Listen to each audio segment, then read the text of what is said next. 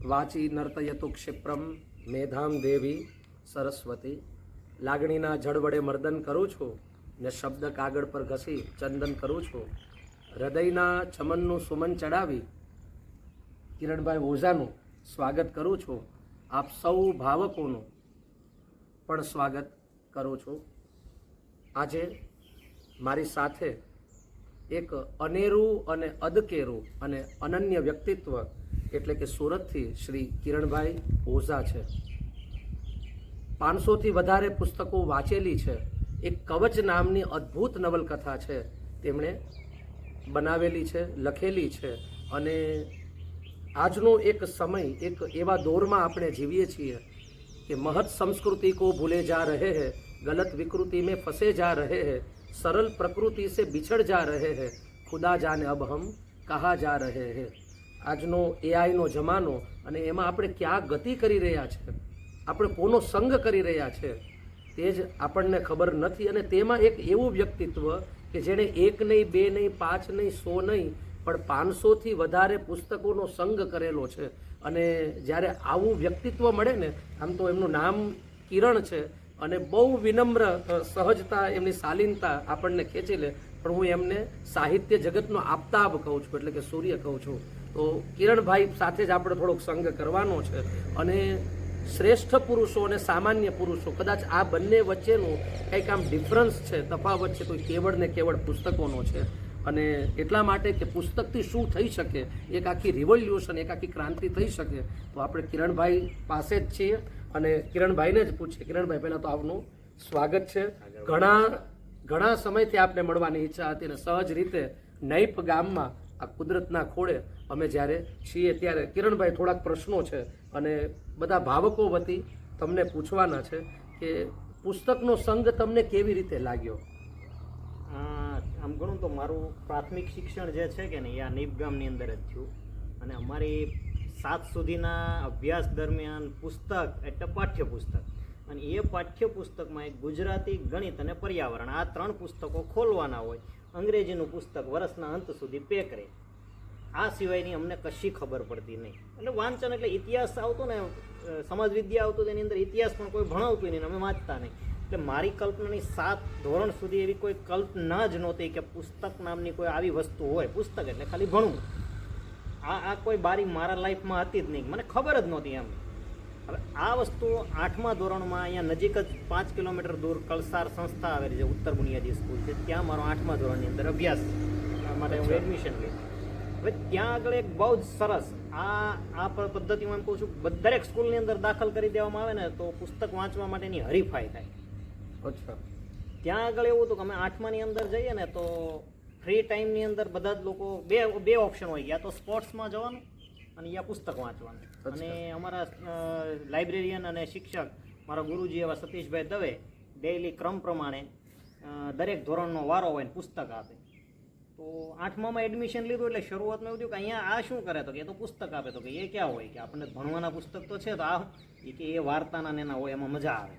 અચ્છા. એટલે પછી પાછા 9મા ધોરણવાળા હોય ને એ અમને સજેસ્ટ કરે તમારે ક્યાં પુસ્તક વાંચવાના. તો એ મેથડ હતી ને ત્યાં એ બહુ સરસ હતી. ત્યાં અઘરા ના હોય, એને ખબર હોય કે 8મા વાળો જે નવો જ આવ્યો છે આને નહીં ગમે, એટલે અમને એમ કે ટાર્ઝન વાંચો, ટાર્ઝનના 10 ભાગ. અમે એ વાંચીએ તો એ 10 ભાગ વાંચીએ તો પછી એમ કે હવે તમે કે પીળા રૂમાલની ગાંઠ વાંચો. હવે એ કેવું છે કે શરૂઆતમાં એકદમ રોમાંચક સ્ટોરીઓ હોય ને એવી બધી અમને સજેસ્ટ કરે, વાર્તાઓ હોય, રોમાંચક, એમ કે યુવા કિશોરાવસ્થાઓમાં તમે સીધા જ અત્યારે આપણે એક એવું માહોલ હોય કે બાળકને એવું સમજે કે પુસ્તક વાંચવાના એટલે એમ કે અઘરા પુસ્તકો, બહુ જ્ઞાન મળી જશે, માહિતગાર થઈ જાય એવા પુસ્તકો વાંચો. પણ એવું નહોતું. ત્યાં આગળ અમને અમારા આગળના ધોરણવાળા હોય ને એ એક જ વસ્તુ, રોમાંચક પુસ્તકો વાંચવાની. શરૂઆતમાં હાથમાં આવે, અરે કે આ તો બહુ મજા આવે છે, કે ભણવાના પુસ્તકો કંટાળો આવે છે, પણ આ મજા આવે છે. અને ત્યાંથી મારી યાત્રા શરૂ થઈ. અચ્છા. અને કહેવાય ને કે શું કહેવાય કે ઓચિંતાની તમારી આંખો ખુલે અને તમારી સામે એકદમ કેમ કોઈ વેપારી હોય એની સામે ધન પડ્યું હોય ને કેમ આમ એકદમ મને ઓચિંતાનો જ ચમકારો થયો કે આ એક દુનિયા નવી ખુલી ગઈ. અને સીધી જ બારી મારી સામે ખુલી ગઈ.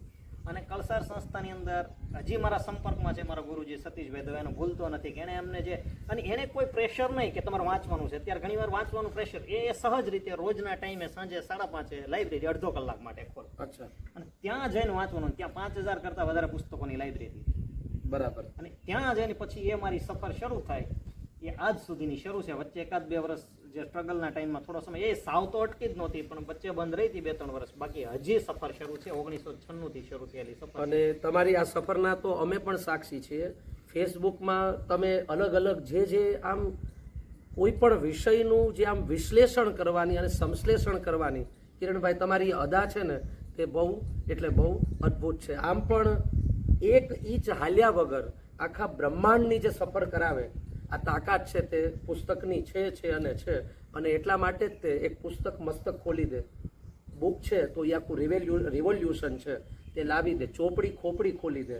અને એના માટે સહજ મથામણ, શરૂઆત અઘરી લાગે પણ આજે ચસ્કો લાગ્યો તો એ અદ્ભુત છે. હવે કિરણભાઈ મારે તમને એ પૂછવું છે કે તમે આમ પુસ્તક વાંચતા કે એક ગૂઝબમ્સ, એક રોમહર્ષની સ્થિતિ થાય, એકાદો પ્રસંગ કે જેની અસર અને હજી પણ કંઈક એવી સિચ્યુએશન આવી જાય તો એ કંઈક વાંચેલું કે એવું આમ યાદ આવી જાય તો કંઈક એવી અનુભૂતિ કંઈક આમ સંમિશ્રણની પુસ્તકોમાંથી? સાગરભાઈ ઘણા બધા મને એવું પૂછતા હોય છે, કહેતા હોય છે કે અમે પુસ્તક વાંચ્યા પણ કશું યાદ નથી રહેતું. જી, અને આ મારો મોટો પ્રોબ્લેમ છે કે મને કોઈ દિવસ પુસ્તક હું એટલા વાંચ્યા મને યાદ રહેતા નથી. પણ પુસ્તક છે ને હું એમ કહું છું કે હું યાદ રાખવા માટે વાંચતો નથી, કારણ કે મારે કશું સાબિત કરવાનું નથી. અચ્છા, બરાબર. હું વાંચું છું મારા આનંદ માટે, પણ મને દરેક પુસ્તક દર વખતે થોડો મને એવું ફીલ કરાવી દે કે હું કશું નથી જાણતો. મને દર પુસ્તક વખતે ઘણી વાર એમ કહે છે ને કે જાણે, મને દર વખતે પુસ્તક વાંચું ને ત્યારે મને ખબર પડે કે હું આટલું નહોતો જાણતો. વાહ, બહુ એટલે બહુ અદ્ભુત તમે આ વાત કરી. મારી અજ્ઞાનતા મને ફીલ કરાવે. અને અમુક પુસ્તકો એવા આવી જાય, હું મેં રાખ્યું છે, ખાસિયત રાખી છે કે કોઈ ફિક્સ એક ઝોનરના પુસ્તક નથી વાંચતો, ડિફરન્ટ વાંચું. એમાં મને એમ લાગ્યું કે મનોરંજન માટે તો મનોરંજન માટે વાંચું, પછી એકદમ એમ થાય કે નહીં માઇન્ડ ફ્રેશ માટે કહું એવા સરસ પુસ્તકો. અને એમાં હું તમને ઘણા બધા નામ દઈ શકું, પણ મને એક સૌથી વધારે જે ફિલિંગ આવી ને કે જે શું કહેવાય કે અંદર વાઇબ્સ આવે એવા કે તમે અંદરથી. અને લગભગ આઈ થિંક શાહબુદ્દીન રાઠોડ એવું કીધું છે કે તમે વિચાર શૂન્ય થઈ જાઓ ને એ આનંદની શ્રેષ્ઠ ક્ષણ છે. ક્યાં વાત છે જી. કે એવું કશું છે કે તમે વિચાર શૂન્ય થઈ જવા જોઈએ ત્યારે તમે વેદ અને એવું ને કે વિચાર એવા પુસ્તકો અમુક એવા હોય છે જેની અંદર હું એ વિચાર શૂન્ય થઈ જાઉં અને એ વિચાર શૂન્યની દરમિયાન મને ફીલ એવું કરાવી દે કે જાણે કેટલાક ઘણી વાર 8 દિવસ 10 દિવસ માટે હું એ પુસ્તકના વેવ્સની અંદર તરતો હોય ને એવું લાગે ને. એવું એક પુસ્તક તમને કરીશ, ધ્રુવ દાદાનું અત્રાપી. અચ્છા, અત્રાપી પુસ્તક એવું છે કે આજે હવે હું કોઈ કૂતરાને જોઉં ને કૂતરાને મારવા માટે પથ્થરનો ઘા નથી કરી શકતો. અચ્છા, મને અંદર એ પુસ્તક વાંચે, નાનકડું પુસ્તક છે અને વેદમાંથી જ લીધેલા 3 કૂતરાઓના પાત્રો છે, એમાં 2 સારમય અને કોલી એક છે. એ વેદના જ કૂતરાઓના પાત્રો લીધેલા છે. શર્મા નામની દેવતાઓની કૂતરી છે. એ જ પાત્રો ધ્રુવ દાદા હંમેશા લગભગ લેતા હોય છે, તો આપણા વેદો અને પુરાણોમાંથી જ પાત્રો લેતા હોય છે. અને આવા જ એક એ ઉપરથી એમણે સરસ રીતે કે જે હું એમ કહું છું કે ધર્મગ્રંથ વાંચી અને હું ન સમજી શકું ને એ વાત હું આ અત્રાપી પુસ્તક વાંચીને સમજી શક્યો છું. કે શું કહેવાય કે હું આમ 8-10 દિવસ માટે હવામાં તરતો હોય ને એવું મને ફિલિંગ કરાવતું હતું. અને એ પછીની એવી જ રીતે કોઈ પણ ધ્રુવ દાદાના હોય પુસ્તકો, તો એ પુસ્તક વાંચ્યા પછી દરેક અલગ અલગ છે કે એ વાંચ્યા પછી તમને એક અલગ જ ફિલિંગ આવતી જાય કે તમે સમુદ્રાંતિકે વાંચ્યું હોય તો એ તમે થોડોક સમય માટે ઘણા બધા એવા મારા પુસ્તકમાં આવે કે મહાત્મા ગાંધીની સત્યના પ્રયોગો તો હું એવરગ્રીન, અથવા ગાંધીજીના કોઈ પણ પુસ્તકો હોય એ સમયે હું લગભગ એમ લાગે કે હું 1930 થી 1947 સમયગાળામાં વિચરતો હોય ને એ રીતનું લાગે મને. એટલે પુસ્તકો તો એવા ઘણા બધા ને એની કરતા શું કહેવાય મને આમ વધારે આકર્ષે તો પૌરાણિક અને ઐતિહાસિક પુસ્તકો કોઈ પણ હું વાંચતો હોય એટલે મને મજા આવે. આમ તો એક સાથે સૂર્યના કિરણોનો જે ધારા પ્રવાહ છે એવી રીતે પ્રસ્ફુટ છે તે કિરણભાઈ સહજ વહે છે. એટલે વચ્ચે હું અટકાવીશ અને ભાવકોને પણ કહીશ કે કિરણભાઈની વાતમાંથી 3-4 જે સિદ્ધાંતો આપણને સહજતાથી મળે છે કે ઘણીવાર આપણે જે પુસ્તક વાંચ્યું હોય તો કોઈક લેખકથી ભાવક અથવા વાચક પ્રભાવિત થઈ જાય અને એની અસરમાંથી પણ એ બહાર ન નીકળે. પણ જેમ જેમ વાંચતા જઈએ તેમ તેમ એક આપણો પર્સપેક્શન, જેને આપણે દ્રષ્ટિકોણ કહીએ છીએ, એ દ્રષ્ટિકોણ પણ એક વિસ્તરતો હોય છે. અને આ દ્રષ્ટિકોણ છે આ બહુ મહત્વની વાત છે. અને બીજી એક વાત આપે બહુ અદ્ભુત કરી, આમ તો જેટલા પણ શ્રેષ્ઠ પુરુષો થઈ ગયા એના બહુ કોમન એટ્રીબ્યુટ્સ એટલે કે લક્ષણ છે કે જેમ જેમ આપણે વાંચીએ ને ત્યારે તેમ આપણને આપણી અજ્ઞાનતાનું એક ભાન થાય, આપણી એક પોતાની ઇગ્નોરન્સ છે કે હું અહીંયા છું. અત્યારે એક માણસ સામાન્ય પણ, આમ તો કોઈ કંઈ કરતું જ નથી, આ બધું તો થાય છે, પણ એક સામાન્ય પણ કાંઈ કામ કરે તો એક એનું અભિમાનનો કે એક ફાંકો આવી જાય તો આ જે અભિમાનરૂપી વાયરસ છે એ આખા જગતમાં છવાયેલો છે, પણ વાચક છે આનાથી છે તે બહાર છે. અત્યારે આપણે કોઈ પણ ક્ષેત્રમાં જોઈએ તો એક કિરણભાઈ અત્યારે આમ જોઈએ શિક્ષકથી લઈને ગમે ત્યાં આમ તો શિક્ષક બની ગયો હોય પછી તે પુસ્તકનો સંગ છે તે મુકાઈ જાય. પોલીસ બની ગયા પછી જે શરીરની ફિટનેસ છે તો તે મુકાઈ જાય છે. અને એટલા માટે એક આખો દુકાળ પડ્યો છે. એમાં એક દીવાદાંડી જેવા આપ જેવા વ્યક્તિત્વો પણ છે. કિરણભાઈ છે તે શિક્ષક નથી, સુરતમાં એક પોતાનો બિઝનેસ કરે છે, પણ એ છતાં પણ એમનો જે પુસ્તક સંઘ અને આમ ગમે ત્યાંથી એ આમ એમનો જે લોભ અને લાભ છે પુસ્તકો વિશે એ આપણને એક આ ધ્યાનાર્હ બાબત છે. કિરણભાઈ હજી પણ આમ જાણવું છે કે હજી જેમ જેમ આપણે વાંચતા જઈએ તો આજે આ દ્રષ્ટિકોણનો જે વિકાસ થાય, હવે ખાસ કરીને આપણે જ્યારે ગાંધીજીની જ વાત કરી, વચ્ચે હું એ રોકું છું, મોહનનો મસાલો, મોહનમાંથી જે મહાત્મા બનવાની યાત્રા છે, તો આમાં પણ ગાંધી બાપુ જેવા વાચક તો છે ને. મેં એવું સાંભળ્યું છે કિરણભાઈ કે જ્યારે તેઓ આફ્રિકામાં બેરિસ્ટર હતા અને ત્યારે 1 લાખ જેટલા પુસ્તકની ગાંસડી તો એમની પાસે હતી. ભારત લઈને આવ્યા ત્યારે 1 લાખ પુસ્તક, અને ત્યાં સુધી કે 76-77 વર્ષમાં ગાંધી બાપુ જાજરૂ જ હતા ત્યારે પણ તે પુસ્તક લઈને જતા. એક ક્ષણ છે તે પુસ્તકમાં ઇન્વેસ્ટ કરવી, અને આ બહુ એક ટાઈમ ટ્રાવેલ જેવી બાબત છે કે આપણે ભૂતકાળમાં બુદ્ધને મળી નથી શકવાના, કૃષ્ણને મળી નથી શકવાના, લાઓત્સુને મળી નથી શકવાના, પણ પુસ્તક જ એક એવું માધ્યમ છે કે જેનાથી આપણે પાસ્ટ ટેન્સમાં પણ જઈ શકીએ છીએ, ફ્યુચર ટેન્સમાં પણ જઈ શકીએ છીએ. આપે કવચ નામની એક સરસ મજાની નવલકથા પણ લખી છે, તો એ આપને કોનાથી પ્રેરણા મળી કે શું આપ એના વિશે કંઈક અમને કહો કિરણભાઈ? એક પેલા સાગરભાઈ કરેક્શન કરું જેથી કરીને કોઈ જાણતા હોય એમને સુધી એવું ન લાગે. મારે સુરતની અંદર બિઝનેસ કરવું એવું નહીં, પણ હું જોબ કરું છું. એક કરેક્શન કરી દઉં. અને બીજી વાત એ, તમે કવચનું પહેલાં કહેતો હોય તો કવચ નવલકથા એટલે એમ ગણું ને કે શું કહેવાય, એ હું મારી જાતને લેખક તરીકે ઓળખાવા માંગતોય નથી, હંમેશા વાચક તરીકે મને ગમે ઓળખાવું. અને શું કહેવાય કે લેખક એ એવું એટલું ગણાય કે એટલું વાંચ્યા પછી એમ થયું કશું લખવું જોઈએ, અને એમાં મોટાભાગની આમ કાલ્પનિક કથા છે, પણ હકીકતે ગણું ને તો પઝલના ટુકડા જેવું છે. નાની ઘટનાઓ, સત્ય ઘટનાઓ ઘટેલી છે, અને એને મેં એક શું કહેવાય સરસ મજાના પેકિંગમાં પેક કરી દીધેલી છે. એમાં થોડી કલ્પના મસાલો એડ કરી દીધો, કારણ કે મારી મેં કહું જ છું કે કવચ નવલકથા કોઈ મોટા જ્ઞાન માટે નથી લખી કે કશું આપી દેવા માટે નથી લખી, માત્ર ને માત્ર મનોરંજન. કોઈ વાચક, અને હું કહું છું કે જે શરૂઆતના વાચકો હોય એમને કેમ કહેતા હોય, અમે કહેતા હતા પીળા રૂમાલની ગાંઠને હું વાંચો તો તમને ગમે, તો એવી રીતના કોઈ નવા વાચક હોય તો એમને કંટાળો ન આવે, કારણ કે એમાં બોજીલ કશું નથી, માત્ર ને માત્ર નર્યો આનંદ જ છે. અને એક એવું મગજમાં હતું કે આપણે કશું લેતા હોય ને તો ફરજ આપણી એટલી બને કે મારે કોઈ કશું સમૃદ્ધ કરી નથી જવાનું, પણ કશું દઈને જવું જોઈએ. સાહિત્ય પાસેથી જો મેં એટલી સમજ મેળવી, હવે એ કેટલું સાર્થક છે કે નહીં એ તો સમય કહેશે, પણ મને એવું હતું કદાચ કશું દઈને જવું જોઈએ. અને એ જ બસ લોકડાઉનના ટાઈમની અંદર અલગ અલગ ટુકડાઓ, મારા મોટા ભાઈ મિતુલભાઈ ઠાકર લેખક જ છે, એમણે મને શું કહેવાય કે હું એમને અવારનવાર કહેતો હોઉં છું કે આપણે બળદ ન ચાલે ને તો ખેડૂત એને પેલી આરીવાળી લાકડી ઘોક્યા કરે, મને ઘોકીને લખવા માટે ઉશ્કેર્યા કરે, એટલે હું લખતો હોઉં છું. કિરણભાઈ, તો સમય બહુ ઓછો છે અને આમ પણ અત્યારે અગાસીમાં જ બેઠા છીએ, તો અગાસીમાં સાયકલ ચલાવવાની છે, એટલે આમ ઘણા બધા મનમાં પણ તમને પૂછવાના પ્રશ્ન છે. આટલી બધી તમે પુસ્તક વાંચી, આપે નામ પણ શરૂઆતના લીધા, કોઈ એવું પાત્ર કે જે તમને આમ ખેંચી દીધું હોય, કોઈ એવું કેરેક્ટર કે કોઈ પણ એવું પાત્ર? એ તમને એક તો પુસ્તક તમને ખબર જ છે કે આપણે મને મજા પડી ગઈ ને એ પુસ્તક તમે પણ એટલા જ બધા પ્રભાવિત છો કે લા મિઝરેબલ, જીન વાલજેન, કે તમને અદ્ભુત. અને હજી હું તમને ભલામણ કરવાનો જ હતો કે હજી હમણાં જ એક એવું બીજું પાત્ર વાંચ્યું છે કે આ જે કાલ્પનિક વાર્તાઓ કહું છું, કહાનીઓ, પાત્રો તો ઘણા બધા પ્રભાવિત છે. અને પહેલી વાત તો એ કરી દઉં કે મેં એક વસ્તુ એક યાદ રાખી, પુસ્તકો વાંચ્યા પછી મેં એક આ ફેસબુક ઉપર લખેલું પણ છે કે અભાવમાં જીવી લેવું, પ્રભાવમાં ન જીવવું. કોઈના પ્રભાવમાં ન જીવવું, કારણ કે કદાચ પ્રભાવમાં એવું બની શકે કે આપણે કોઈ એક જ વ્યક્તિ તરફ તણાઈ જતા હોઈએ છીએ, આપણે દરવાજા બધા ખુલ્લા રાખવાના, કે સન્માન બધાના વિચારોનું કરવાનું, પણ પ્રભાવિત કે એ જ સત્ય છે કોઈ દિવસ મારું નહીં, એ રાખ્યું. ટૂંકમાં મમ સત્યમ આ ખોટું છે, બધાનું પોતપોતાનું એક સાપેક્ષ હોય છે. એટલે મારી માટે ભગતસિંહ એટલા શું કહેવાય ઉપયોગી અને સન્માનનીય છે, એટલા જ મહાત્મા ગાંધી છે, સુભાષચંદ્ર બોઝ છે, દરેક પોતપોતાની જગ્યાએ હોય. એ મને એટલે પાત્રો તો એ બધાથી હું પ્રભાવિત છું, પણ જે કાલ્પનિક નવલકથાઓના પાત્રો કહી શકું તો એનાથી જ હું કહી શકું તો આ એક જીન વાલજેન. અને હમણાં જ એક સળગતા સૂરજમુખી વાંચ્યું છે, એ તો સત્ય પાત્ર ચિત્રકાર Vincent van Gogh Vincent van કે ગોગ. શું કહેવાય કે જો તમને તમે કદાચ તમારું પથ્થર હૃદય હોય ને તો જ તમે અંદરથી વેદના ના બની શકે મારી જેવો હોય કે અત્યારે હવે મને એ લેવલ આવી ગયો કદાચ આંસુ ના આવે એવું નથી મને થતું પણ અંદરથી હું થોડોક સમય માટે અરવિંદ વ્યથિત થઈ સ્ટોન, જાઉં. I think. અરવિંદ સ્ટોનનું પુસ્તક છે અને સળગતા સૂરજમુખી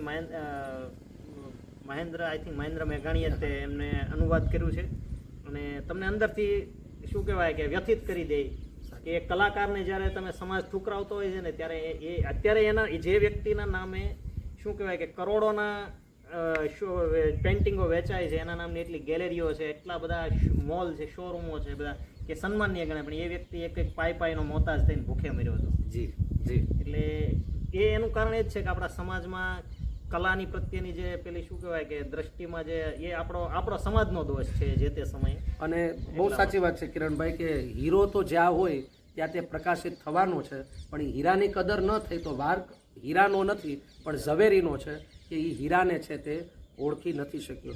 કિરણભાઈએ જે બંને પુસ્તક એક તો લા મિઝરેબલ અને બીજી છે તે સળગતા સૂરજમુખી અને આ વાંચતા ખરેખર એક આમ કહેવાય ને કે આપણે પણ એ પાત્ર સાથે પરકાયા પ્રવેશ કરી દઈએ અને એ પાત્રોને આપણે અનુભવીએ તો એક વાત તો બહુ પાકી છે કે કેળવણીમાં પણ આમ તો કેળવણી ત્યારે જ સહજ રીતે બને કે કસાયેલું શરીર ગુણવંત સાહેબ બહુ સરસ મજાની વાત કરે છે કે કસાયેલું શરીર કેળવાયેલું મન અને કોળવાયેલું હૃદય આજે આ ત્રણ જ્યારે મળે છે ત્યારે એ કેળવણી છે એ ખીલવણી બને છે. અત્યારે પણ જ્યાં ગોખણપટ્ટીનો આ સમય છે તો આપણે એમ નથી કહેતા કે વાંચતા નથી તો જેની પ્રકૃતિ હોય જેનો સ્વભાવ હોય અને જેને જેવી કેળવણી મળી છે તેવી રીતે તે વાંચે છે. કિરણભાઈ એક મને આ એક પ્રશ્ન થાય છે કે આટલા તમે પુસ્તકમાંથી જ્યારે 500 પુસ્તકમાંથી પસાર થયા છો તો એક સહજ શ્રેષ્ઠ પુરુષોની લાક્ષણિકતા જેને એટ્રીબ્યુટ્સ કહેવાય જેમ કે મહાત્મા ગાંધીમાંથી તમે આઈ થિંક હિટલરની પણ આત્મકથા છે તે વાંચી છે તો આ બધા જે પાત્રોથી આપણે આમ જ્યારે પસારિત થઈએ છીએ તો કંઈક કોમન લક્ષણો કે આમ એમાં બહુ મહાપુરુષોના કે શ્રેષ્ઠ પુરુષોના એ તમને કહું કે મોટા ભાગના મહાપુરુષો છે એ ભગતસિંહ લઈ લો, હિટલર લઈ લો, મહાત્મા ગાંધી લઈ લો, કોઈ પણ તમે લઈ લો છો ને તો એક કોમન જે કહી શકાય ને વૈચારિક રીતે અલગ અલગ હોઈ શકશે પણ બધાનું કોમન એક જ વસ્તુ છે કે એ લોકો સતત રીડિંગ કરતા રહે છે પછી પુસ્તકનું હોય કે માણસનું હોય એ સતત રીડિંગ કરતા રહે છે એ કોમન ફેક્ટર છે. મેં એટલા માટે જ મારા દીકરા કે કોઈ એ નથી કોઈ પણ જ્યારે જે એવું નથી સમૃદ્ધ તરફ ગયા એવું નહીં જેને સેલિબ્રિટી કહી શકાય એવા લોકોની વાત નથી કરતો પણ એક સિદ્ધિ હાંસલ કરી રહ્યા છે એ લોકોની અંદર કોમન વાત મેં એક જોઈ છે કે એ લોકોએ સતત રીડિંગ કર્યું છે. એટલે મેં લગભગ સાંભળ્યું છે આઈ થિંક એટલે હું પરફેક્ટ એવું નથી કહેતો કે સત્ય જ છે પણ આઈ થિંક જય વસાવડાનું એક જગ્યાએ વાંચ્યું હતું કે શાહરૂખ ખાન પોતાને શોર્ટ નેમ SR કહે છે. જી એ એવું કહે છે કે શાહરૂખ ખાન નથી એનું નામ સ્ટીલ રીડર ખાન છે. ક્યાં બાત સ્ટીલ રીડર. હા એટલે રીડિંગ લગભગ કોઈ સફળતા પ્રાપ્ત કરવા માટે રીડિંગ ભલે કોઈ પણ જે ગણતું હોય તે પણ એ રીડિંગ કોમન મેં જોયું છે કે બધા રીડિંગ કરતા હોય છે અને આ રીડિંગ અથવા આ રીડરને છે એ લીડર બની શકે અને આ પુસ્તક છે તે સહજ રીતે મસ્તક છે તે ખોલી દે. અને ગાંધી બાપુનું પણ મેં એવું સાંભળેલું કે જ્યારે અંગ્રેજો છે એ ક્લાસ 1 ક્લાસ 2 બનીને જ્યારે આવતા અને એમને જ્યારે ઇંગ્લેન્ડમાં જ્યારે ટ્રેનિંગ આપતા આમ આઈ થિંક કે વિન્સ્ટન ચર્ચિલ અને ત્યારે એ ખાસ એમને કહેતા કે તમે જ્યારે હિન્દુસ્તાન જાઓ છો ત્યારે એક માણસથી ખાસ સંભાળજો અને કહેતા કે બીવેર ઓફ ગાંધી કારણ કે એ તમને એક દુબળો પાતળો શરીરવાળું વ્યક્તિત્વ પણ એ જ્યારે બોલવાનું શરૂ કરશે અને જેને આમ કહેવાય કે ચીઝલ્ડ ઇંગ્લિશ આમ કોમાં ક્યાં બદલાવી નાખે એટલે તમારું માઇન્ડ કામ નહીં કરે અને 6 મહિના વર્ષ પહેલાંનું આખું પ્લાનિંગ છે તો એ ગાંધી બાપુના આખું માઇન્ડમાં આવી જતું તો એક એમની આખી વાંચન શક્તિ તો આ શ્રેષ્ઠ પુરુષોનો એક સંઘ કે એક એમનું કોમન એટ્રીબ્યુટ્સ છે કે તેઓ છે તે વાંચતા રહેતા. એવું આમ થયું છે કે જીવનમાં ક્યારેક આમ એવી સ્થિતિ આવી ગઈ કે આમ નાસીપાસનું આમ આખી સિચ્યુએશન છે આમ અત્યારે પણ આ એક એવો સમય છે કિરણભાઈ કે લોકો છે એ પ્રોફાઉન્ડ એન્ઝાયટી એ બહુ ચિંતાતુર છે માણસ આમ અંદરથી આટલો બધો ખાલી છે બહારથી તો બધા સારા જ રહેવાના અને હસતા જ રહેવાના પણ અંદરથી છે એ કોરો ધાકોડ કાગડા. અમારી સાથે કેમેરામેન જિગ્નેશભાઈ પણ છે, ડૉક્ટર અનિલભાઈ પણ છે તો આ બધા પણ સારા વાચકો છે તો આ કોરો ધાકોડ કાગડા જિગ્નેશભાઈનું આ પ્રિય કવિ કાગની પંક્તિ તો આ કોરો ધાકોડ કાગડા તો આવી સ્થિતિમાં પુસ્તકનું વાંચેલું કે કઈ રીતે ઉપયોગી થઈ શકે, કે કઈ રીતે અંદરના જે આ કુરુક્ષેત્ર છે તો એમાં આપણે ટેકલ કરી શકીએ? એવું તો ન કહી શકાય કે કોઈ શું કહેવાય અભિમાન કહી શકાય કે મને એવું કશું થતું નથી. જો એવું કોઈ કહેતું હોય ને કે મને કશી પેલી નથી થતી ફિલિંગ ને હવે હું બધું એ બધું પર થઈ ગયો છું, એવું નથી. મને પણ ટેન્શનમાં આવી જાઉં, ઘણી વાર મગજમાં કશા વિચારો આવે, પણ લગભગ આપણે બંનેને એક વખત અગાઉ વાત થઈ ચૂકી છે કે આપણે આ વસ્તુમાંથી સ્થિતિમાંથી જલ્દી બહાર આવી શકીએ છીએ, બીજા કરતાં જલ્દી બહાર આવી. અને એની માટે કદાચ બની શકે કે ઘણા બધાને બીજાના આશ્વાસનની જરૂર હોતી હોય છે કે બીજા કોઈ કહે કે ભાઈ બધું થઈ જશે, ઠીક થઈ જશે, પણ એની બદલે આપણે આપણા પોતાનો જ વાહો ઠપકારીને કહી શકીએ કે થઈ જશે બધું, એમ મનમાં કહેતા હોઈએ છીએ. ખબર જ હોય છે કે ટેન્શન 2 દિવસ 3 દિવસ રહેવાનું છે, પણ ચોથા દિવસે પાછું હોતું નથી. અને એ મને પુસ્તકો લાવી દે છે, કેમ કે મને યાદ હોય કે આની કરતા મારા કરતા તો વિન્સેન્ટ વાન ગોગે કેટલું બધું સહન કર્યું, મહાત્મા ગાંધી કેટલું હેરાન થયા, તો મને તરત ત્યાં લઈ જાય. પછી મારા નાના નાના ઉદાહરણો જોવા ના આવે, ને આપણે તો એવી આવતી નથી આફતો, આપણે તો કશું એટલે મુન્નાભાઈ એમબીબીએસ માં ગાંધી બાપુ કેમ અંદરથી પ્રગટ થઈ જતા, બસ એ રીતના થઈ જાય. મારે તો ટેન્શન કેવું, કાલે રાત્રે 4 વાગ્યા સુધી લાઈટ નહોતી, તો એ જ ટેન્શન હોય ને 4 વાગ્યા સુધી. એ મોટા ટેન્શનો આપણે ક્યાં આવવાના, તો આપણે તરત વિચારીએ કે એ લોકોને કેટલા મોટા હતા. એટલે પુસ્તકો તો આ બાબતમાં મને સતત એમ કદાચ એવું કહી શકાય કે હું ઘણી વખત લગભગ આ ભાઈ સાથે વાત કરું છું, જીગા સાથે, ત્યારે હું કહેતો હોઉં છું કે કદાચ હું બની શકે પુસ્તક ન હોત ને તો હું બહુ જ ક્રૂર માણસ હોઈ શકે જો ન વાંચતો હોત. તો હું કદાચ મારી અંદરનો શું કહેવાય, કદાચ એવું બની શકે કે હું વધારે પડતો આક્રમક હોત અથવા નેગેટિવ વિચાર ધરાવતો હોત. પુસ્તકોએ મને સતત રાખ્યો છે જીવનમાં. જે સંવેદનશીલતા છે એ રાખી અથવા સંવેદનપણું છે તો તે પુસ્તકે છે તે જગાવી રાખ્યું છે. એક સિદ્ધાર્થ પુસ્તક છે હરમાન હેસ, એમાં પણ એક બહુ અદ્ભુત વાત કે એક નગર નંદિની મળે છે, તો એ નગર નંદિની પાસે મોટા મોટા શ્રીમંત લોકો આવતા હોય, શેઠ સાહુકાર આવતા હોય, અને આની પાસે તો કંઈ ન હોય, આ તો એકદમ ફકીર માણસ હોય. એટલે નગર નંદિની સિદ્ધાર્થને પૂછે છે કે તારી પાસે એવું વળી શું છે? ત્યારે સિદ્ધાર્થ બહુ અદ્ભુત વાત કરે છે કે મારી પાસે એવી 3 વસ્તુ છે કે જગતના કોઈ વ્યક્તિ પાસે નથી. 3 વસ્તુ કઈ? અને ત્યારે સિદ્ધાર્થ કહે છે, હરમાન હેસ બહુ સરસ મજાની આ વાત મૂકે છે, અને ત્યારે કહે છે કે આઈ કેન ફાસ્ટ, કે હું ઉપવાસ રહી શકું છું, આઈ કેન ફાસ્ટ. અને પછી એમ કહે છે કે આઈ કેન થિંક, હું વિચારી શકું છું. અને ત્રીજું કહે છે કે આઈ કેન વેઇટ, હું પ્રતીક્ષા કરી શકું છું, હું રાહ જોઈ શકું છું. તો આ જે આખી જે વિચારનું જે વિસ્તારપણું છે એ સહજ રીતે આ બધામાંથી મળે છે. તમે કંઈક તમારી દિનચર્યામાં અત્યારે આમ એક હેક્ટિક શેડ્યુલ તો બધાનું હોય જ છે, તો એક એવું કંઈ પુસ્તક વાંચવામાં હજી એવું કંઈ નિયમ રાખ્યો છે કે સહજ વાંચતા હોવ તો એક આ વાત તમને કહો. પુસ્તક વાંચનનો નિયમ કરવા જઈએ તો આપણે શું કહેવાય કે એવો કોઈ બન્યો નથી, પણ હવે આ શરીરનું દૈનિક ક્રિયા જેવું બની ગયું છે. રોજ સવારે ઉઠી અને અડધો પોણો કલાક ફરજિયાત વાંચવાનું. એટલે થોડો ઘણો હવે શેડ્યુલ એવું ચેન્જ કર્યું છે કે સવારે ઉઠીને અડધો કલાક વોક કરવાનું, અચ્છા, અને અડધો કલાક પોણો કલાક જે કાંઈ મારે, કારણ કે અત્યારે ટાઈમ વ્યસ્તતાના લીધે નહીં, પણ રોજ નિયમિત રીતે અડધો પોણો કલાક, અને રવિવારે શક્ય હોય રજા હોય તો વધારે 2-3 કલાક વાંચવાનું. આ નિયમિતતા મારી જળવાયેલી છે રજાના દિવસો. અને ટ્રાવેલિંગ ફરજિયાત પુસ્તક સાથે જ કરવાનું, કોઈ હોય કે ન હોય. ટ્રાવેલિંગમાં હું પુસ્તક વાંચી લેતો હોઉં છું દિવસનો ટાઈમ હોય તો.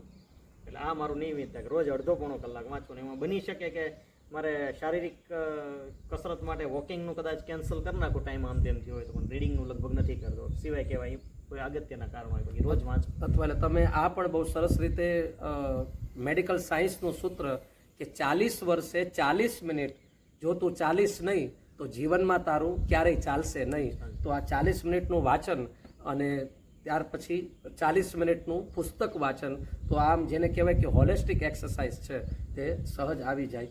તો વિચારનું જ્યારે વ્યક્તિ સામાન્યથી લઈ અને શ્રેષ્ઠ પુરુષોની આખી જે જર્ની છે તો એની અંદર સ્વાભાવિક છે કે એકમાત્ર પુસ્તકરૂપી જ ભગવતી એવી છે કે વિચારનું એવું વાવેતર કરી દે કે માણસને સામાન્યમાંથી અસામાન્ય, મુર્દામાંથી મર્દ અને કંકરમાંથી શંકર છે તે બનાવી શકે છે.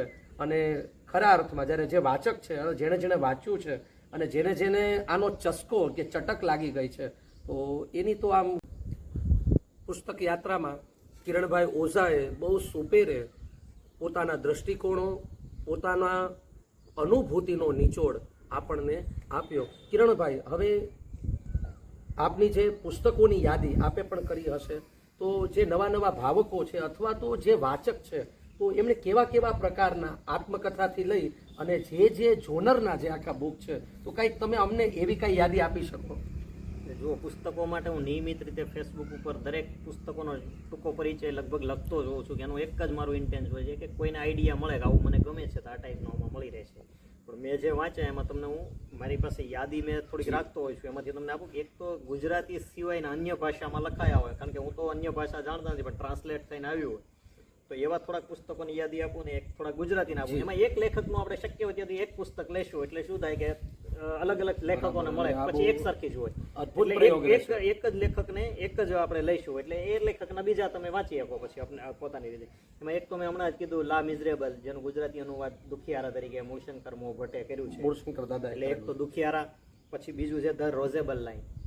હવે મને એમના રાઇટરનું નામ અત્યારે ભૂલાય છે, પણ ધ રોઝેબલ લાઈન છે જેને થ્રિલર વાંચવું ગમતું હોય, માઇથોલોજીકલ થ્રિલર, એમની માટે બહુ સરસ પુસ્તક છે. પછી એક લાઈફ ઓફ પાય યાન માર્ટલનું, જેની ઉપર મૂવી હોલીવુડે બનાવી છે, માસ્ટરપીસ મૂવી, એ નવલકથા પણ વાંચવા જેવી છે. પછી અત્યારે હમણાં જ આવેલું યુઅલ નોઆ હરારીનું સેપિયન્સ, હોમો ડેસ એની પછી આવ્યું છે, તો એ સિરીઝ વાંચવા જેવી. તમારે માણસ તરીકેની તમને પ્રતીતિ કરાવી દે કે આપણે કઈ જગ્યાએ છીએ. સેપિયન્સ ફરજિયાત વાચક તરીકે વાંચવું જ જોઈએ. અચ્છા, હા, ફરજિયાત. હોમો સેપિયન્સ ઉપરનું.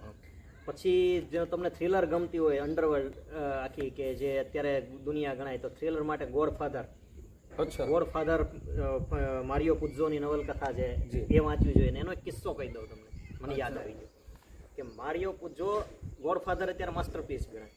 પછી એક વખત ત્યારે એને નવા લેખક તરીકે પહેલી વહેલી નવલકથા લખી અને પછી એને એમ થયું કે હું લેખક તરીકે તો થયો ને અમારો આની ઉપરથી હોલીવુડની ઓસ્કાર વિનિંગ માસ્ટરપીસ મૂવી બની ગયું છે ગોડફાધર. હા, તો એને એમ થયું કે હવે મારે આનો થોડોક અભ્યાસ કરવો જોઈએ કે સ્ક્રિપ્ટ રાઇટિંગ કેમ કરવી આ રીતના, તો એવી મૂવી કેમ લખવી. તો એમના માટે એમણે પુસ્તક મંગાવ્યું કે આ મારે કેવી રીતે લખવું. તો એમાં રેફરન્સ તરીકે ગોડફાધર જ અપાણી હતી. જ્યારે મારિયો પુઝો પોતે ગયા તો ગોડફાધર પોતે જ એમાં રેફરન્સ તરીકે અપાણી હતી કે આવી હોવી જોઈએ. એને પોતાને લગાને એટલી લેવલની માસ્ટરપીસ છે. એના ઉપરથી ઘણી બધી હોલીવુડ બોલીવુડ મૂવી બની છે. પછી મંટોની વાર્તાઓ મળે તો માળવી, જ્યાંથી મળે ત્યાંથી ગોતીને વાંચી લેવી જોઈએ. શાહાદત હસન મંટોની વાર્તાઓ. પછી જો મૂવીના શોખ હોય ને તો તમને શોલે, એટલે મારા માટે તો બહુ ફેવરિટ મૂવી છે. શોલે ઉપરનું અનુપમા ચોપરાએ શોલે એક પુસ્તક લખ્યું છે અને એ એકદમ શોલેની તમને અલગ દુનિયાની સહેર કરાવે છે. શોલે મૂવી સાથે તમને ફરીવાર જોવાનું મજા કરાવે છે એવી મૂવી છે. એટલે અલગ અલગ છે. એક તિબેટના ભીતરમાં હેનરી હેરરનું છે, તિબેટ મૂવી પણ હોલીવુડ મૂવી પણ બની ગયું છે. અને એ તો તમને કહેવાય ને કે અદ્ભુત એમાંનું એક પુસ્તક ગણી શકાય પ્રવાસ વર્ણન માટે. સાથેની જે શું કહેવાય કે એક તિબેટની અંદર જવા માટેની એમની યાત્રા, કઠોર યાત્રા છે અને એમની સાથે સાથે તિબેટની સંસ્કૃતિના જે તમને દર્શન કરાવે એ જબરદસ્ત વાંચવા જેવું છે. શિક્ષક તરીકે તમે વાંચવું જ હશે અને વાંચવું જ જોઈએ એવું તોતો ચાન, જાપાની શિક્ષણ પદ્ધતિને જીવંત કરતું, અને દીવા સ્વપ્ન પણ. પછી હમણાં જ જો ગાંધીજીની વિશે તાજું પુસ્તક વાંચવું હોય તો અશોક પાંડેનું ગોડસે ને ગાંધી કો ક્યુ મારા, આ જ હિન્દી નામથી ગુજરાતીમાં અનુવાદ થયું છે. એ વાંચવા જેવું. કિરણભાઈ, ગાંધીજી ઉપર તો જે યુટ્યુબમાં આખું જે ટ્રેન્ડ થયો છે ગાળું દેવાનું, પણ ગાંધી હતા, અન્યનો વિકલ્પ છે પણ સૂર્યનો વિકલ્પ નથી. તો આવું જે આજની જે યુવા પેઢી છે અને જે એને સાચા ગાંધી મળે, કારણ કે 2-3 પ્રશ્ન પછી ત્યાં પૂરું થઈ જાય. ખિલાફતની વાત કરે, ભગતસિંહની વાત કરે અને ઇન્ડિયા પાકિસ્તાનના ને જે પાર્ટીશનની વાત કરે ને એમાં એ ગાંધીજીને ગાળું દેતા હોય છે. ગાંધીજી ઉપર જે આમ કહેવાય કે એ આમ સચોટ કંઈક એમને માહિતી મળી રહે, તો હજી પણ એના 1-2 પુસ્તકો. તો એમાં મહાદેવભાઈ દેસાઈની ડાયરી વાંચવી છે. પછી દક્ષિણ આફ્રિકાના સત્યાગ્રહના પ્રયોગો, એના આંદોલનો છે, એમની સત્યાગ્રહો છે, દક્ષિણ આફ્રિકાના સત્યાગ્રહ, કારણ કે એ ત્યાંનું લાઈવ છે એકદમ. એમની ઉપર તો તમે જેટલું વાંચો એટલું ઓછું પડે. પણ આ એકદમ ગોડસે ને ગાંધી કો ક્યુ મારા, એ આખું જે અત્યારે ગાંધીને વિલન ચિતરવા માટેનું હોય એમાં તમને જાણવું હોય તો એમાં સરસ રીતે એકદમ માહિતી સભર રીતે બધું લખેલું છે, સાચી માહિતી આપેલી છે. પછી ભગતસિંહનું એક નિબંધ છે, મેં નાસ્તિક ક્યો હું, એનું ગુજરાતીમાં જ મળે છે, હું નાસ્તિક શા માટે છું. એની સાથે બીજા નિબંધો હોય છે, એ વાંચવા જોઈએ. એમના વિચારો પણ સરસ મજાના છે. પછી મેં તમને કીધું હતું સળગતા સૂરજમુખી, અરવિંદ સ્ટ્રોંગનું, બરાબર છે, એ વાંચો. અને એક હમણાં જ મેં વાંચ્યું, જો તમને બનારસ જવાની ઈચ્છા હોય ને તો વ્યોમેશ શુક્લનું છે આગ ઓર પાણી વાંચો એટલે તમને બનારસ જીવંત તમારી સામે કરે છે. એટલું સરસ પુસ્તક છે. નાની એવી પુસ્તિકા છે, ફરજિયાત વાંચવું જોઈએ સગર્ભાઈ. ક્યાં બાત છે. હવે થોડા ગુજરાતીના જી નામ આપો. જી તો એમાં મારું પ્રિય છે એટલા માટે હું પેલું નામ બોલું, તમને ગમે કે ના ગમે પણ સત્યના પ્રયોગ એ મારું પ્રિય છે એટલે અરે પેલું મને બોલીશ. પણ ગમે જ છે. આ ગમે છે પણ આ તો બોલો ઘણાને અરે અત્યારે એક મજાની વાત એ છે કે આપણા ગુજરાતમાં 5 આત્મકથાઓ 5 કે 6 જ છે હા. અને એમાંથી સત્યના પ્રયોગો છે આપણને એટલે ગમે કે ગાંધી બાપુએ બહુ સરળ ભાષામાં સરળ લખી છે ભાષામાં લખી. અને તો એટલા માટે આવી- ક્લાસિક જે માસ્ટરપીસ જેને ઓટોબાયોગ્રાફી કહેવાય તે પૈકી છે તે સત્યના પ્રયોગો છે. પછી દર્શક દાદા તો જાણીતા જ છે તમને સદભી સંઘ સદ્ય એટલે એમનું એક જ નામ અત્યારે તો દઉં છું, બાકી તો ઘણા દીપ નિર્માણ વાંચો તમને અનુભૂતિ કરે કે જાણે બાહુબલી મૂવી જોતા હોય તમને એવું ફીલ કરાવી દે. સોક્રેટિસ આ એ બધા છે જ ઘણા એમાં, બધા તમને એક એક જ પણ કહું છું. દીપ મેં તમને નિર્માણ. ધ્રુવ ભટ્ટનો દીપ નિર્માણ તમને કહું, પછી ધ્રુવ ભટ્ટનું મને ગમતા ઘણા બધા પુસ્તકો ધ્રુવ દાદાના ગમે, પણ અંતરાપી મારું ફેવરિટ છે અચ્છા. એટલે હું તમને એક કહું એમનું. પછી ઈશ્વર પેટલીકરની જન્મ ટીપ, અચ્છા બરાબર છે. પછી બક્ષીની આત્મકથા બક્ષીનામાં તો શું કહેવાય કે અદ્ભુત એકદમ તમને અનુભૂતિ કરાવે. ત્રણ શહેરની અંદર તમને ટાઈમ ટ્રાવેલ કરાવે, 3 શહેરમાં અલગ અલગ ટાઈમ ઝોનમાં તમને અને બક્ષી બાબુનો જે આત્મવિશ્વાસ છે આત્મવિશ્વાસ છે, એ પોતાની તમને જાત મજા કરાવી દે. પછી સ્વામી સચ્ચિદાનંદ કે જેમની સાથે હું વૈચારિક રીતે ઘણી રીતે અસહમત હોઈ શકું, એના પુસ્તકો પ્રવાસ વર્ણનો મને ગમે અને એમની આત્મકથા મારા અનુભવો મને બહુ જ પ્રિય છે, મજા આવે વાંચવાની, સરસ મજાની. જી પછી હમણાં જ યુવાન છે એમાં મિતુલ ઠાકરની મહામાયા, જે અત્યારે હું તો ઘણાને કહેતો મેં એટલું વાંચ્યા પછી કહું છું ગુજરાતી સાહિત્યમાં આ ટાઈપનું કે જેને માઇથોલોજી અને યુરોપિયન કલ્ચરને બધાને જે કંઈ અલગ અલગ છે એ બધાને મિક્સ કરીને જે સરસ રીતે કર્યું છે એ આખી સિરીઝ બહુ સરસ છે. આમ તો આઈ થિંક એમના 3 ભાગ, ત્રીજો ભાગ આ ત્રીજો આવવાનો છે, ટોટલ અચ્છા. 5 ભાગની સિરીઝ છે, 2 આવી અચ્છા. ગયા છે, મહામાયા અને સૂર્ય. પછી છે મારો અસબાબ, જનક ત્રિવેદીનો હમણાં જ વાંચ્યું, નિબંધ સંગ્રહ છે, અદ્ભુત, એમ કાયમ માટે સાંભળ ગયા એટલા સરસ મજાનો છે. મારો અસબાબ, આ જનક દાદાના નિબંધો વાંચો એટલે તમને અંદરથી શું કહેવાય કે એકદમ પીડા જે એમની હતી ને એ પીડા તમને તરત અનુભવી અચ્છા. શકો, સરહદય અનુભવી શકો, એટલા સરસ છે. એક છે ઇકીગાય, રાજ ગોસ્વામીએ જાપાનીઝ જીવન પદ્ધતિ ઉપર જાપાનીઝ લખેલું જીવન છે, એ પદ્ધતિ. વાંચવું જોઈએ. પછી સ્વામી આનંદના નિબંધો તો સરસ જ હોય, એમાં ધરતીના લૂણ એક કહું છું, બીજા છે એમના, પણ એમાંની અંદર સરસ મજાના નિબંધો આવી ગયેલા છે. એ પૃથ્વી વલ્લભ તો તમને આપણે બધાને એવરગ્રીન છે એટલે છતાં તો યાદી માટે આપી દઉં છું. રામ મોરીનું મહોત વાર્તા સંગ્રહ, જે આપણે સૌરાષ્ટ્રમાં સ્ત્રીઓ ઉપરના થતા નાની અજાણ્યાપણે થતી હિંસાઓને એકદમ જે શું કહેવાય શબ્દ રૂપે મળી છે, બહુ સરસ સંવેદનાસભર પુસ્તક છે. અને હમણાં તાજું જ મેં એક વાંચ્યું છે વિષ્ણુ ભાલિયાનું ખારા પાણીને ખમ્મા. હું અત્યારે આજે અનુભૂતિ કરી શકું છું કારણ કે હજી હમણાં જ વાંચ્યું છે, અને ખારવાઓની જે જીવન દશા હોય એની ઉપર એમણે પોતે જ ખારવા હોવાથી એને જે અનુભૂતિ લખી છે એ નવલકથા કાલ્પનિક ને સત્ય ઘટનાનો ઉમેરો કરીને બહુ સરસ લખી છે, એટલે આ નવલકથા પણ વાંચવી જોઈએ. અને ભાવકોને એક હું આમાં યાદી આપું છું કે કિરણ ઓઝા દ્વારા લિખિત કવચ પુસ્તક પણ એક વાંચવા જેવું છે ને એક આ એટલી એક અદ્ભુત આ જે વાત છે કે કોઈ પણ એક લેખક જ્યારે પુસ્તક લખતો હોય ત્યારે એ પ્રસૂતિ પીડા જેવું હોય છે કે એના જીવનનો આખો નિચોડ અને તે એ એક પુસ્તકમાં આપી દેતો હોય તો એમના 90 વર્ષ કે 100 વર્ષનો કે જે નિચોડ હોય જ્ઞાનનો નિચોડ તો એ એક પુસ્તકમાં કે એક સિદ્ધાંતમાં કે વિચારમાં આપી દેતો હોય. જેમ કે આઇન્સ્ટાઈન છે તો એમણે આખા જીવનનો નિચોડ છે 1905માં E=mc², અને એની અંદર જે થિયરી ઓફ ધી રિલેટિવિટીમાં સાપેક્ષવાદમાં આપી દીધું. તો જેણે આવા સંગ કર્યા હોય મને એમ લાગે છે કે 10-10 હજાર વર્ષનું આખું એનો નિચોડ એક પુસ્તક વાંચવાથી એ 100 વર્ષનો આખો નિચોડ છે એની અંદર ડાઉનલોડ થઈ જાય છે. તો આ અદ્ભુત, આ ચમત્કારથી કમ નથી. અને અમારી સાથે જિગ્નેશભાઈ ઓઝા પણ છે, તો હું આમ તો મારો મિત્ર છે એટલે અમે એને પ્રેમથી જીગો કહીએ છીએ, પણ જિગ્નેશભાઈ ઓઝા પણ કંઈક સહજ રીતે કંઈક વિચારો વહેંચવા માંગે છે. જિગ્નેશભાઈ હવે એક મારા મોટા ભાઈ અને સાગરભાઈ મારા મિત્ર, એ બંને જ્યારે ખાટલે બેઠા ને હું ખાટલાની પાંગતે બેઠો એટલે તમે સમજી શકતા હશો કે મને વાંચવાનો શોખ જગાડવાવાળા બેન મારા ભાઈ અને મારા મિત્ર સાગરભાઈ, એનો ફોન આવે એટલે એવું પૂછતા જ નથી કેમ છો, કાંઈ તકલીફમાં છો, એવું કશું જ નથી પૂછતા, પણ એમ છતાં પણ એમ પૂછે કે તું અત્યારે શું વાંચે છો. એટલે મારે વાંચવાનો શોખ તો એટલા માટે થયો કે મારે આને જવાબ તો દેવા ને. કિરણભાઈનો રોજ સાંજે 8:30 વાગે ફોન આવે, ડેલી નક્કી 8 થી 8:30 તો એની ફોનમાં વાત થાય એટલે એ વાતમાં મને એકવાર પૂછી લે કે તું શું વાંચે છો. એમ કરતા સાગરભાઈ પણ એમ પૂછતા રહી કે તારે આ વાંચવું છે, અને પુસ્તક આપી દે. જ્યારે ભાવનગર જાવ એટલે એમ કે આ પુસ્તક આલ્યો, એટલે એ પુસ્તક મને આપતા રહી. મને તો ઘરે થપ્પો કરો એને કરતાં વાંચ્યું. એટલે બિલકુલ વાંચવાનો શોખ ન હોવા છતાં આ બે આપની સામે જે મારા ખાટલાની હું પાંગતે બેઠો ને ખાટલે બેઠા એ બે મારા બહુ પૂજનીય છે અને એને મને વાંચવાનો શોખ જગાડ્યો. આવી રીતે પણ વાંચવાનો શોખ જાગે અને ઘણી બધી મને પણ હું આજે કાલે જ કિરણભાઈને વાત કરતો હતો કે મને આત્મકથા વાંચવાનું બહુ મજા આવી. એને ઘણી બધી મને સજેસ્ટ કરી. એ મને આત્મકથા હમણાં જ નામ બોલ્યા બક્ષીનામા. આ બક્ષીનામા હવે મને પાછું એમ થાય કે આ પાછું બીજી વાર વાંચું. અને મારો આત્મવૃત્તાંત મણિરામ નભુરામ દ્વિવેદીનો આ મારો આત્મવૃત્તાંત સાગરભાઈ. અને એ ગુજરાતી તો પછી મેં વાત કરી કે ગુજરાતી કેટલી પ્રાચીન એમ કે હવે એ શબ્દો પણ લુપ્ત થવા લાગ્યા. એ અને અઘરું બહુ ઘણું અઘરું.